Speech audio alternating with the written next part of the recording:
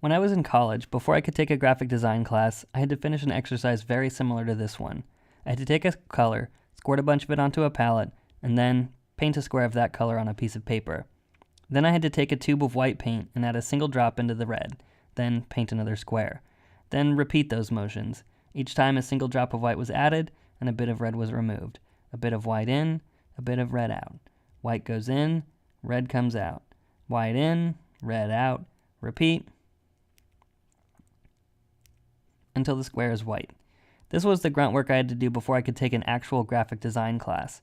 That was not a thrilling exercise, but 10 years later, I almost feel grateful to have had that level of control over color. Speaking as a web designer, the intervening years have not been easy on me.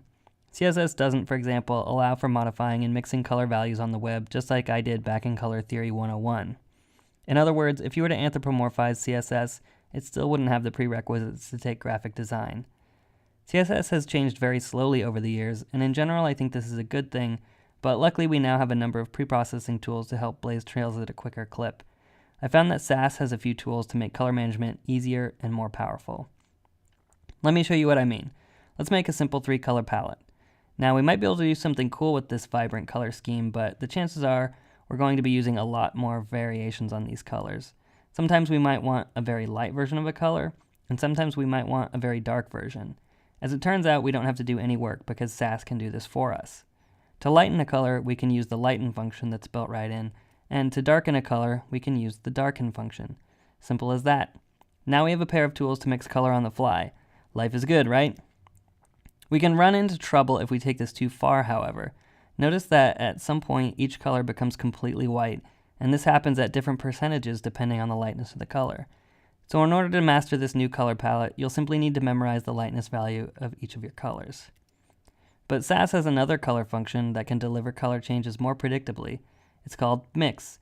Mix accepts 2 color values and a percentage. If we want to mix white into Hulk by 60%, we'd write mix white Hulk 60%. This is called tinting. Likewise, if we want to mix black into crunch by 30%, we'd write mix black crunch 30%. This is called shading. So here you can see we get a much more diverse, proportional, and predictable color table. But beyond that, Mix offers huge untapped potential that will help you create a look and feel on your websites that were previously not possible before.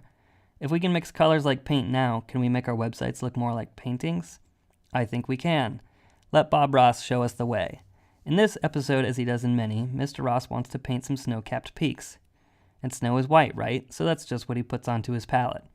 After that, he mixes in a little bit of red. Oh, wait a minute. Was someone murdered in this snow? Did I just miss the episode where he painted happy little corpses on his mountainside? Then he goes in with blue, and in the end, he creates this lavender color. If you're like me, you may still have a hard time believing that that's the color of snow. But in the context of the painting, it suddenly begins to make sense. And when he's all finished, he's painted natural-looking snow. We think snow is white, but light has a color, and that color affects the color of the objects that it reflects off of. Have you looked at a Marvel comic recently? While there's no house coloring style, former Marvel Comics editor Bon Alemagno began valuing colorists who could paint what he called the perfect sunset.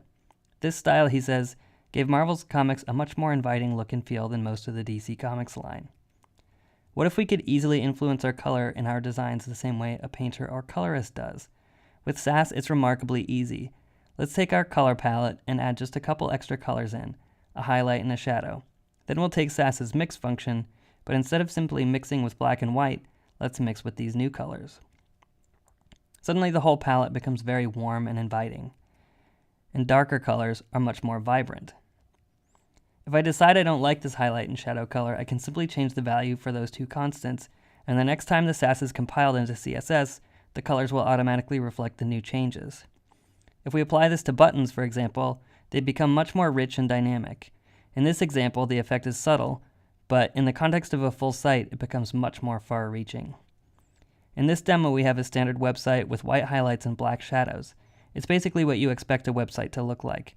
Secretly, I've mixed nearly every color on this page with my chosen highlight and shadow colors, but by simply changing the values of these colors in just one place in my Sass file, I can influence the whole color scheme on a much grander level.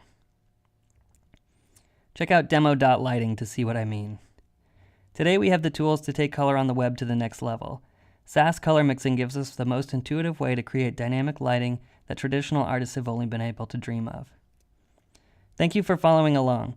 Again, check out demo.lighting to explore the perfect sunset coloring and find links to a few blog posts I've written about it. If you're an event organizer and need speakers, I'd love to share the full version of this talk. Current runtime is 40 minutes, but I can be flexible. You can find me on Twitter at RevoltPuppy, and my personal website is at revoltpuppy.com. Thanks again.